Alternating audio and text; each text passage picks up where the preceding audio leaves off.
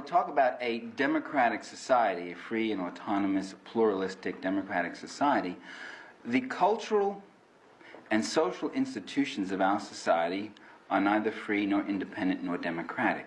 They are all run as corporations, which are ruled by boards of trustees or regents or directors who are elected by nobody, who are accountable to nobody, with no opposition party or opposition newspaper within their institution, with no power of recall by their constituents. They are run as autocracies, in effect. In the university, the Board of Trustees has final say over all matters of curriculum. They could abolish a particular course if they want, and they do that. They may even reach down. Generally, they leave that stuff up to chairman and up to the deans.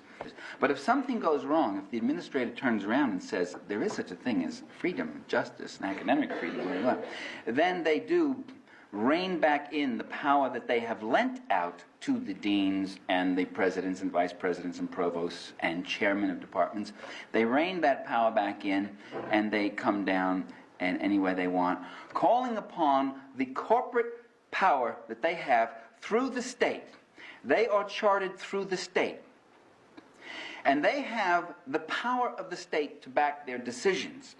While they are private, independent institutions, they are publicly chartered by law, which means that they can call in the police, that they can call in the courts, that the law is written on their side.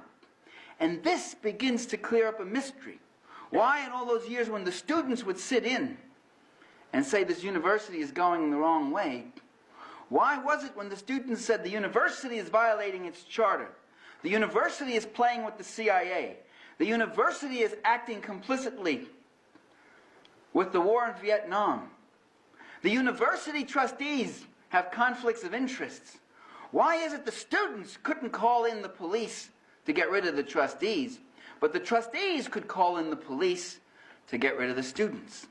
Why was that?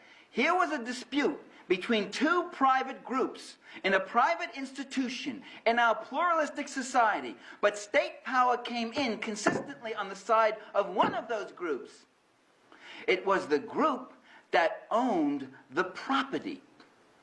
It was the protection of a class property interest against a clientele or a constituency that might make counterclaims against that class power. It was a class institution, even as it maintained that it was not a class institution, and even as it fired those professors who said it was a class institution and fired them for saying that. It operated like a class institution nevertheless.